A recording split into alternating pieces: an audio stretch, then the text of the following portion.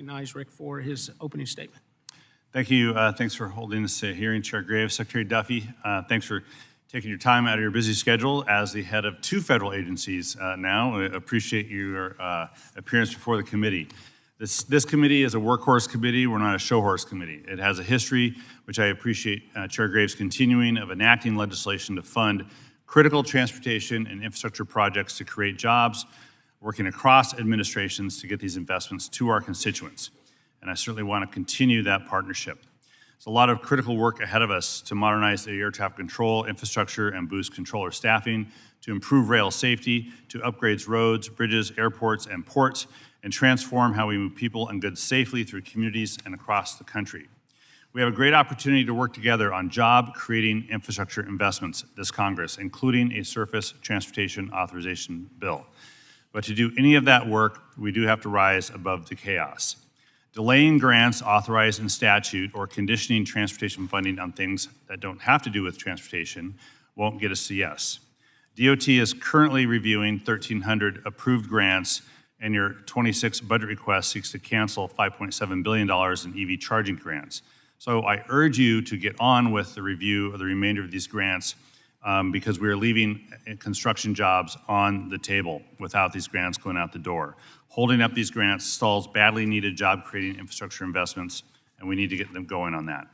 Firing federal workers who oversee infrastructure or carry out critical safety missions won't get us to yes.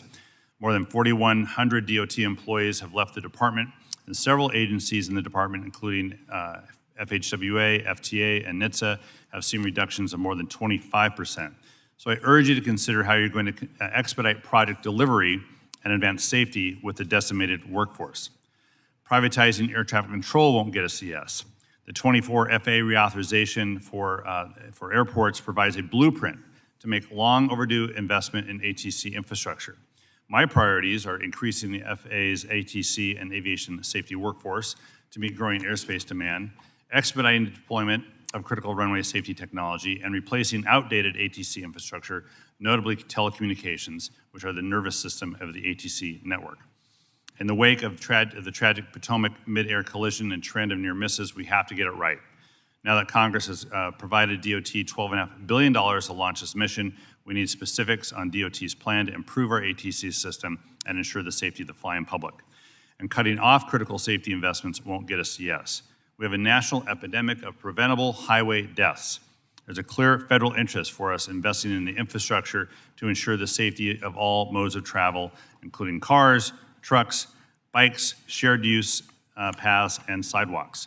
Congress has enacted programs that make these projects specifically eligible for federal funding, and unilateral actions by DOT to halt legally dedicated funding and reaching back to already awarded grants will make the traveling public less safe.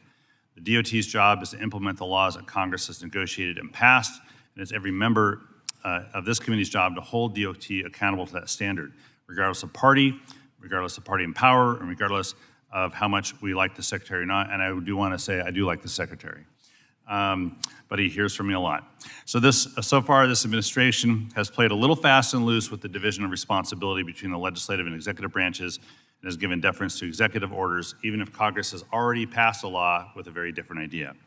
So you received a lot of letters and inquiries from many members in this committee. I certainly collect a longer list of inquiries today, and I urge you to respond to each of these requests in a timely manner. I do want to thank you in advance for keeping us informed of the department's actions so that we can represent our constituents, solve transportation problems, and improve safety. I look forward to your remarks in today's discussion. Before we move on, I do want to yield the remainder of my time to Representative Chuy Garcia for a brief statement. Thank you, Ranking